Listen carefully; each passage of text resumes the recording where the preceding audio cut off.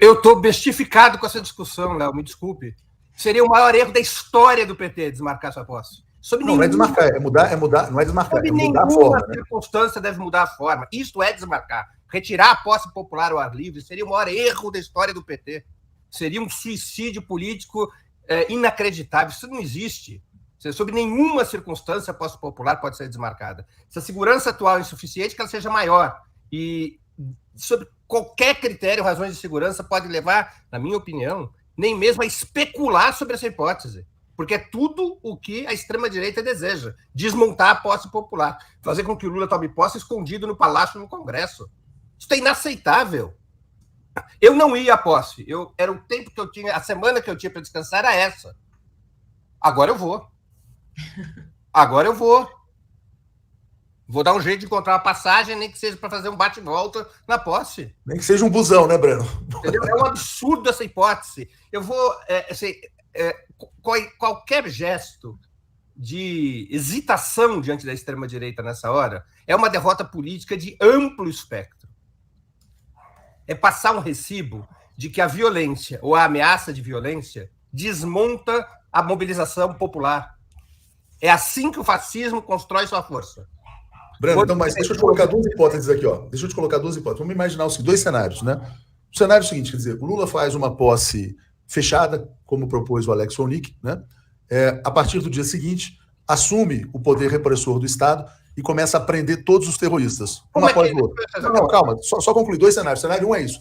Lula assume esse cenário, Léo. Não, mas deixa eu só te colocar, que eu quero te colocar duas alternativas.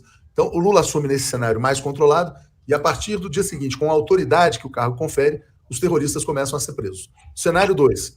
O Lula confia na segurança do Distrito Federal, da Polícia Federal, do Ministério da Justiça, etc. e tal, e um louco vai lá e explode uma bomba, né? Como é que fica o governo depois de um eventual atentado, tendo mantido a posse popular após um aviso, um alerta, vamos dizer assim?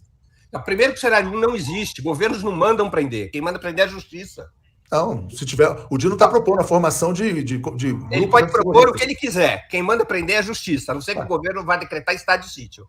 Você viu como é que funcionaram aí agora recentemente? O governo vai decretar estado de sítio para mandar prender? Não é decretar estado de sítio, mas você pode ter inquéritos especiais e ultra rápidos, como aconteceu no caso das eleições, prendendo muita gente. Léo, quem decide a prisão é a justiça, não é o governo. Não vamos vender. Moraes está provando. Então, não vamos vender às pessoas uma ilusão de que o governo toma posse e começa a mandar prender. Não existe esse instrumento legal. Governos não mandam prender. Mas desmonta acampamento. Mandar prender, governos na democracia não mandam prender. Quem manda prender é a justiça, a não ser que é uma hipótese, né? Se você tem uma violência, uma situação perigosa em larga escala, o presidente Lula, hipoteticamente, eu não estou propondo isso, né? Hipoteticamente, o presidente da República pode tomar posse pedindo estado de sítio. Aí o governo começa a poder mandar prender. Estado de exceção ou estado de sítio, o governo pode começar a mandar prender. Isso não está no horizonte, o presidente Lula tomar posse pedindo ao Congresso Nacional estado de sítio ou estado de exceção. Fora isso, quem manda prender é a justiça. O governo pode tomar ações em relação a determinadas situações. Por exemplo, o presidente Lula pode dar uma ordem aos comandantes militares que tomam posse no dia 1º que imediatamente desmobilizem as concentrações diante dos quartéis. As áreas nas quais estão concentradas as forças bolsonaristas são áreas de segurança nacional. Portanto, elas estão sob o zelo, sob a responsabilidade da Polícia e do Exército.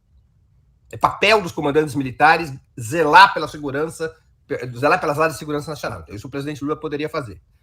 Outras medidas de liberação dos espaços públicos podem ser tomadas, levando sempre em conta que você tem espaços federais, que são os quartéis, e espaços estaduais, que correspondem à polícia do Distrito Federal, que não é de alçada do governo federal, repito, a não ser que o governo federal acione algum dos mecanismos constitucionais de federalização da segurança. Ou é estado de sítio, ou é estado de exceção, ou é decretação de uma situação específica de garantia da lei e da ordem. Determina que o Distrito Federal está sob garantia da lei e da ordem e federaliza a ação repressiva. Fora disso, quem cuida dos espaços fora dos quartéis é a Polícia do Distrito Federal. Então não existe essa primeira hipótese do governo tomar posse e começar a mandar prender. A segunda hipótese é a seguinte. Tem uma questão política envolvida. Não, então, Breno, tem até uma pergunta aqui de um internauta para você sobre a segunda hipótese. Quer dizer, olha, morre alguém na posse. Quer dizer, qual é o impacto político disso? Muito, muito, muito menor do que recuar da posse popular ao ar livre. O recuo da posse popular ao ar livre seria uma demonstração de fraqueza incompatível com um governo como o do presidente Lula. Mas eu vou citar um exemplo histórico. Os paralelos históricos devem ser sempre salvaguardados. A situação que eu vou citar como paralelo histórico é uma situação de guerra. Tá certo? Não é comparável com a situação atual, mas é comparável o espírito, a psicologia, a concepção política com a qual você gere a ameaça. 7 de novembro de 1941. A União Soviética já tinha sido invadida pelas tropas nazistas. Foi invadida 22 de junho de 1941. Boa parte da direção do Partido Comunista da União Soviética propõe desmarcar a marcha comemorativa da Revolução Russa, sempre ao ar livre. Todo mundo já deve ter visto aquela imagem, né? Gigantescas manifestações, desfile militar. Tinha que desmarcar. Moscou estava sob bombardeio das forças nazistas. As forças nazistas estavam literalmente a 50 quilômetros de Moscou. E boa parte da direção do Partido Soviético disse, nós temos que desmarcar. É uma loucura fazer a manifestação debaixo dessas condições.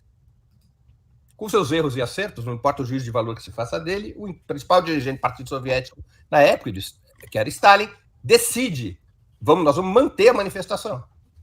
Porque se nós dermos um sinal de recuo frente ao nazismo, a mensagem que nós vamos passar para a população é de que nós não temos as condições psicológicas e morais de enfrentar o nazismo.